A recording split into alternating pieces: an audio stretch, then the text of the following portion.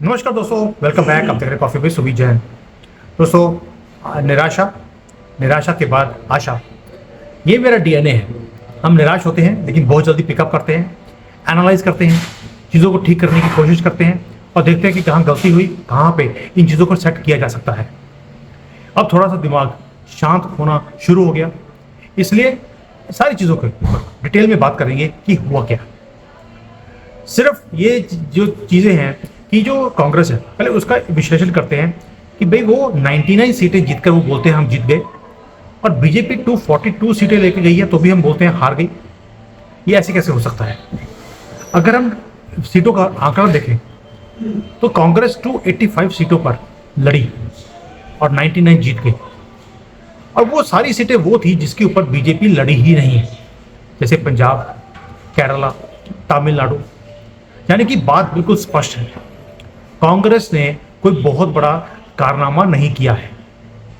हाँ, जो कारनामा हुआ है वो ये है कि अयोध्या हमारे हाथ से निकल गया, लेकिन उसका कारण है।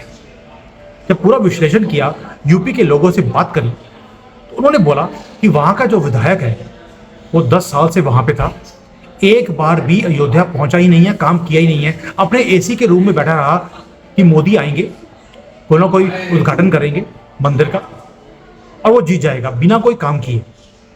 मोदी जी एयरपोर्ट बनाए, रेलवे स्टेशन बनाए, मंदिर बनाए, बड़ी बड़ी योजनाएं वहाँ पे अनाउंस करेंगे और वो घर बैठे जीतता रहेगा। 10 साल विधायक ने कोई काम ही नहीं किया, और वहाँ के लोग कहते हैं उसको सबक सिखाना जरूरी था कि ऐसा नहीं हो सकता है, तुम्हें काम करना पड़ेगा। और जब लोग उसके पास कोई प्रॉब्लम लेके जाते थे वो सुनता ही नहीं था। इतनी एरोगेंस थी कि हिंदू बेवकूफ़ है, 14 में मुझे जिता दिया, 19 में जिता दिया, अब 24 में भी जिता देगा क्योंकि अब तो राम मंदिर बन गया है। और इसी गफलत को ठीक करने के लिए वहाँ के लोगों ने उसे हराया। तो क्या अयोध्या वालों की गलती थी? यस, मुझे गुस्सा अभी भी है कि ठीक करने का, सीधा करने का तरीका होता है। अपने ही गढ़ में अपने ही मंत्री को हरा दिया, अपनी गवर्नमेंट को गिरा दिया, ये भी तरीका अच्छा नहीं है। लेकिन मैं आपके सामने जो फैक्ट है वो रख रहा हूं कि वहां पे हराने का रीजन क्या था। एक तो ये हो गया। दूसरा, हमें एक सबक मिला कि अखिलेश यादव हो, स्टैलिन हो, ममता बनर्जी हो, जितने मर्जी धूर्त होंगे, लेकिन पकड़ है इनकी राजनीति के ऊपर, और लोगों ने खुलकर वोट भी किया है, और इन्होंने जो मर्जी धांधली करी हो, जीते हैं वो। हमने शायद इनको थोड़ा सा हल्के में लिया कि इनकी पार्टियां खत्म हो गई, और लोगों ने तो वीडियो बनाने शुरू कर दिए कि इनका पॉलिटिकल कैरियर खत्म हो चुका है। ऐसा नहीं है, इनका वोट बैंक भी हमारे सामने है, और वो वोट बैंक चार्ज अप है, इकट्ठा है, और इन्हें कभी भी हराने नहीं देगा, क्योंकि इनके जो वादे हैं वो उनको अच्छे लगते हैं, अपील करते हैं, इसलिए वो जीतते भी हैं। ये हमने देख लिया इस बार। और हम ये सोच रहे कि यूपी तो हमारा गढ़ है, हम हार ही नहीं सकते। योगी जी ने बड़ा काम किया है। योगी जी ने वहाँ पर कैंपेनिंग ही नहीं करी, वो पूरे भारत में उनको धक्के करवाते रहे कि बाकी स्टेट्स हमने जीतने हैं, और जहाँ जहाँ गए वहाँ जीते भी। लेकिन यूपी अपना ही घर हार गए।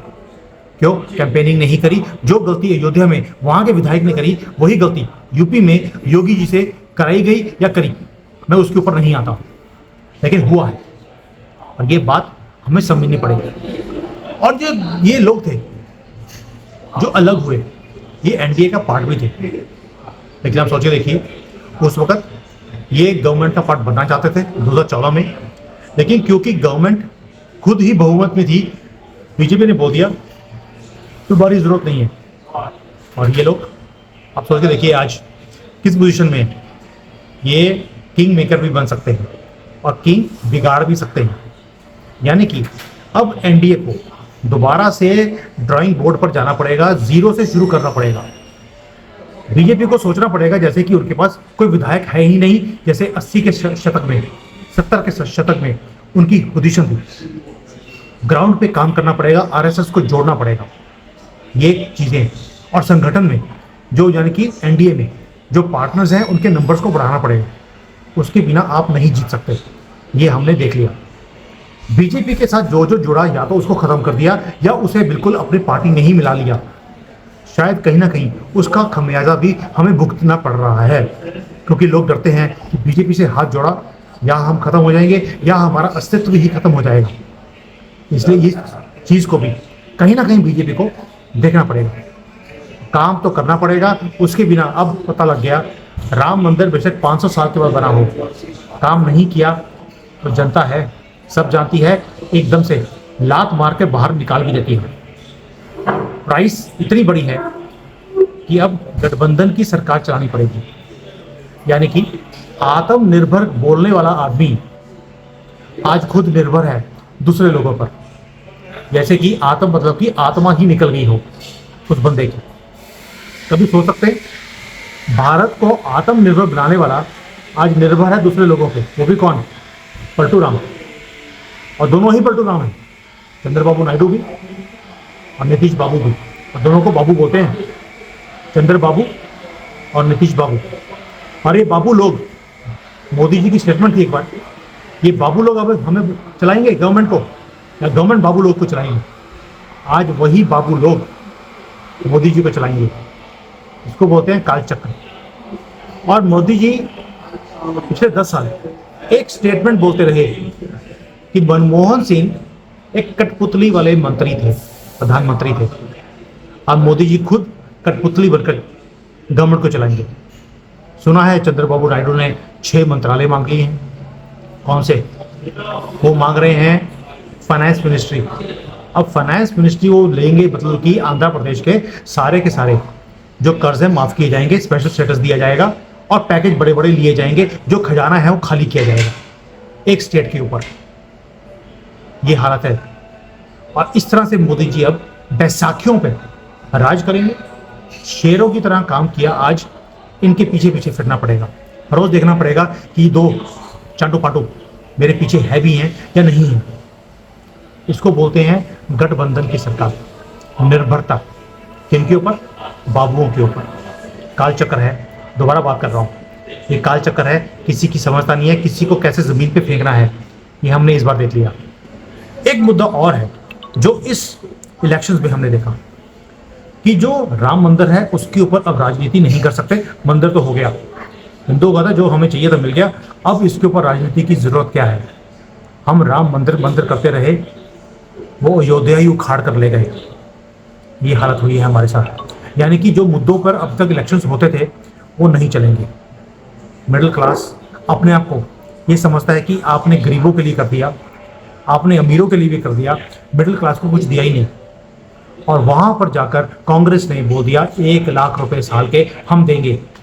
वो 8500 रुपये वाला जो पैंतरा था कांग्रेस का, वो चल गया, क्योंकि मिडिल क्लास को लगा इसमें तो मेरा घर का किराया निकल जाएगा, मेरे गाड़ी का पेट्रोल भरा जाएगा। बहुत होते हैं 8500 रुपये भारत में। और मिडिल क्लास को लगा कि कोई तो आया जिसने हमारे बारे में सोचा है, जबकि कांग्रेस ने बोला था मैं गरीबों को दूंगा। मिडिल क्लास भी अपने आप को गरीब ही समझता है, वो झांसे में आ गया। और उसने भी बोल दिया कि मोदी जी तुसी साढ़े लिए कितना किया। और मेरी कई वीडियोस में मिडिल क्लास के लोग आते हैं कि मोदी जी ने हमारी कमर तोड़ दी, महंगाई बहुत ज़्यादा है, बेरोजगारी है। और गवर्नमेंट बेरोजगारी के लिए, क्योंकि गवर्नमेंट को वो कोसते हैं कि गवर्नमेंट जॉब्स नहीं है, प्राइवेट में जॉब्स इंक्रीज करी हैं, उन्हें मतलब नहीं है, क्योंकि आते पड़ी हैं 75 साल की। गवर्नमेंट की जॉब मिलेगी, जॉय बन जाएंगे। कहीं ना कहीं इस चीज़ को, मेंटालिटी को चेंज नहीं कर पाई गवर्नमेंट, और उसका सॉल्यूशन भी नहीं दिया। सॉल्यूशन दिया प्राइवेट जॉब्स का, जो लोगों को नहीं चाहिए, उन्हें जॉय पना अच्छा लगता है, यानी कि एजुकेशन में कमी है। एक चीज़ और है जिसके ऊपर लोग नाराज हैं। आपके पास 10 साल थे गवर्नमेंट में, आपको मदरसे बंद करवाने चाहिए थे, यानी कि बेस रूट जो है प्रॉब्लम की वो मदरसे हैं। आपने कुछ नहीं किया। असम में थोड़ा सा काम किया, बाकी जगह पे नहीं कर पाए। अगर किया होता तो हिंदुओं को लगता कि अब आप भारत को एक हिंदू राष्ट्र बनाने के लिए उसकी पहल आप कर रहे हैं, आपने नहीं करा। ये भी एक मुद्दा है। राम का मंदिर बना दिया, लेकिन राम के मंदिर को बचाने के लिए जो जिहादी हैं उनसे बचाने के लिए आपने कोई कदम नहीं उठाए। ये भी लोगों का गुस्सा था। और वो बोरे वाले काले बोरे डालकर वो लाइनों में लग जाते हैं भीख मांगने के लिए, कहीं भी कुछ फ्री मिल रहा हो, जो आपने बांटा भी दिल खोलकर। और हिंदुओं का लगा आप इनको बांट रहे हो, लेकिन ये आपको कभी भी वोट नहीं देंगे। और वही हुआ भी, यहाँ पर भी हिंदू को लगा कि तुष्टीकरण तो कांग्रेस करती थी, आपने कब से करनी शुरू कर दी। आपको वोट दिया था कि आप हिंदू पार्टी है, आपने हिंदुओं के लिए कुछ किया नहीं, और उल्टा सबका साथ सबका विकास, ये भारी पड़ा आपको। आपकी सोच ठीक थी, मैं सोच के ऊपर नहीं बोल रहा हूँ, लेकिन सोच के साथ क्या हुआ, हिंदू जो आपका वोटर था वही आपसे दूर होना शुरू हो गया कि अगर आप में और कांग्रेस में फर्क ही नहीं है, आप 6,000 रुपये देते हैं साल के, वो 1 लाख रुपये देने की प्रॉमिस कर रहे हैं, तो 1 लाख वाले के पास जाना चाहिए। 1 लाख में हम राशन खुद खरीद लेंगे, हमें आपके 5-10 किलो की जरूरत नहीं है। यहाँ पर भी वोटर ने आपको आईना दिखा दिया। तो दोस्तों, अगर आप आंकलन करें ये सारी सिचुएशन का, एक चीज़ क्लियर है कि अब एनडीए बढ़ना पड़ेगा, बढ़ाना पड़ेगा।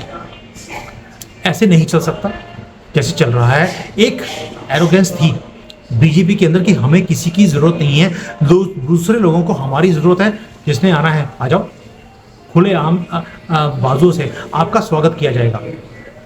लेकिन यस, अब आपको अपना कुलबा बढ़ाना पड़ेगा, ऐसे नहीं चलेगा। सबके साथ मिलकर चलना पड़ेगा, सबका साथ चाहिए, ये नारा नहीं था। अब पॉलिटिकल सिनेरियो में आपको सबका साथ लेना पड़ेगा, अब बैसाखियों पर चलना पड़ेगा, सीखना पड़ेगा, क्योंकि आपकी टांगें तोड़ दी गई हैं, हिंदुओं की तरफ से भी, मुसलमानों की तरफ से भी। एक तो ये चीज़ है। दूसरा, जो एरोगेंस आपके मंत्रियों में आ गई थी बीजेपी के कि मोदी है तो मुमकिन है 400 पार, ये एरोगेंस भी आपकी टूट गई है। अब लोग हंसते हैं आपके ऊपर। इस चीज़ को भी, इसके साथ जीना सीखना पड़ेगा, और पार्लियामेंट के अंदर जाकर भी ये तंज कसे जाएंगे आपके ऊपर, ये भी आपको सहन करने पड़ेंगे, आपको भी और हमें भी। और तीसरी बात यह है कि गवर्नमेंट तो बन जाएगी आपकी, इसके लिए आपको अब मैं शुभकामनाएं दूं कि मुबारकबाद दूं, मुझे समझ नहीं आ रहा। और नीतीश बाबू, कभी भी आपकी गवर्नमेंट गिर सकते हैं, आपको हमेशा डर कर रहना पड़ेगा। 5-6 महीने लगेंगे, मुझे मालूम है, मोटा भाई कोई ना कोई खेल खेलेंगे, आप 272 पार कर जाएंगे, ये भी हमें मालूम है। लेकिन जब तक नहीं होता तब तक क्या आपको लगता है कि नीतीश कुमार और चंद्रबाबू नायडू को नहीं पता कि आप कौन सा खेल खेलने वाले हैं? अगर महाराष्ट्र जैसी गवर्नमेंट, जहाँ पे बिल्कुल ही अगेंस्ट है आपके नंबर्स, वो आप गिरा सकते हैं। मध्य प्रदेश आप चेंज करवा सकते हैं। आपके लिए 30-32 सीटें गैदर करना कोई मुश्किल काम नहीं है, हम जानते हैं। 2-3 हज़ार करोड़ रुपये लगेंगे, आप खरीद सकते हैं। राजनीति है, सब कुछ जायज़ है, और यही खेल है जो हम भी देखना चाहते हैं कि क्या खेलोगे आप, कैसे करोगे, और बहुमत की सरकार बना सकते हैं कि नहीं, या अब बैसाखियों पे चलना सीखेंगे। हमें उम्मीद है, मुझे पर्सनली उम्मीद है कि आप 272 पार करके ही चैन लोगे और गवर्नमेंट चलाओगे धड़ल्ले से, जैसे आपने पहले चलाई है, क्योंकि मोदी जी आपको धड़ल्ले से काम करना ही आता है, आप नीचे लगकर काम नहीं कर सकते। और ये 6 महीने, ये इस देश के लिए भी और आपके लिए भी ये बहुत भारी पड़ने वाले हैं। इतना आसान डगर आपके साथ नहीं है। लेकिन आप, जो लोग आपको सपोर्ट करते हैं, बीजेपी को, आरएसएस को, हमारे जैसे लोग, आप उनके साथ खड़े भी होते नहीं हैं। आज हमारे ऊपर तंज कसा जा रहा है, कोई सपोर्ट नहीं, कोई कुछ नहीं। मैं अपनी बात नहीं कर रहा, मैं सबकी बात कर रहा हूँ जो आपके साथ खड़े हैं, आपके कार्यकर्ता भी। 1 रुपया नहीं मिलता किसी को भी। मैं रुपए नहीं मांग रहा हूँ, ये बात सोचना मैं रुपए मांगने के लिए कोई बात बोल रहा हूँ। लेकिन सपोर्ट ना मॉरल है ना फिजिकल है, और काम लिया जाता है घरों की तरह। कितनी देर को काम करेगा आपके लिए, और उसकी बात सुनी भी नहीं जाती। कांग्रेस का अगर एक भी प्रवक्ता, अखिलेश का कोई भी छोटा सा भी जो उसकी सपोर्ट करता है, उसको अगर कुछ बोल दिया जाता है किसी की तरफ से, अखिलेश का फ़ोन आता है वहाँ से पुलिस वाले थाने को, इसको छोड़ दो, इसको प्रोटेक्ट करो। और बीजेपी वालों के गर्दनें काटी गई, आपने कुछ नहीं किया, आपने ये बोल दिया इसी का कसूर था। आपने उल्टी सीधी बात बोली क्यों? हमने तो आपको देखकर बोला, और आपने हमें भी सपोर्ट नहीं किया। दैट मीन्स थोड़ा सा एरोगेंस, थोड़ी सपोर्ट, थोड़ा सा हिंदू के लिए आपको सोचना पड़ेगा। हिंदू राष्ट्र तभी बन सकता है। और जो उनका बेस है, उन्होंने आपके बेस को हिला दिया, अयोध्या को। जब तक आप इनके बेस को नहीं हिलाओगे, तब तक आप दोबारा मंत्रिमंडल में या पूरी बहुमत के साथ आप नहीं आ सकते। ये एक हिंदू, एक सनातनी, एक शुभ चिंतक की तरफ से एक मैसेज आप अगर सुन सकते हो, या सुनने की आदत नहीं है तो डाल लीजिए, क्योंकि सुनना तो पड़ेगा। और ना सुनने का नतीजा ही है कि 1 साल से मैं आपको अप्रोच कर रहा हूँ, आपकी गवर्नमेंट को मैंने बताया है, आपने किसी की बात नहीं सुननी। अभी भी देर आए तो दुरुस्त आए, वक्त बताएगा कि आप चेंज लेके आ रहे हो अपने एटीट्यूड में, आपके मंत्रियों में या नहीं। आप सबकी बात सुनते हो मुझे मालूम है, लेकिन क्या आपके मंत्री, आपके एमएलए, आपके लोग क्या किसी की बात सुनने को पसंद करते हैं? आंसर है नहीं। तो ये चीज़ों को चेंज कीजिए, तभी कुछ चेंज आएगा, तभी बीजेपी दोबारा से बहुमत के साथ वही शेर की तरह काम करेगी जैसे पहले करती थी। हम पहले भी आपके साथ थे, आज भी हैं और बाद में भी रहेंगे, क्योंकि आप राष्ट्र की बात करते हैं, राष्ट्रवाद की बात करते हैं और ये चीज़ें हमें टच करती हैं। थैंक यू, जय हिंद, जय Shri Ram. Hi there. If you liked the video, please don't forget to smash the like button, subscribe to our channel, and activate the bell icon so that you receive all notifications whenever we upload a new video. Thanks for watching.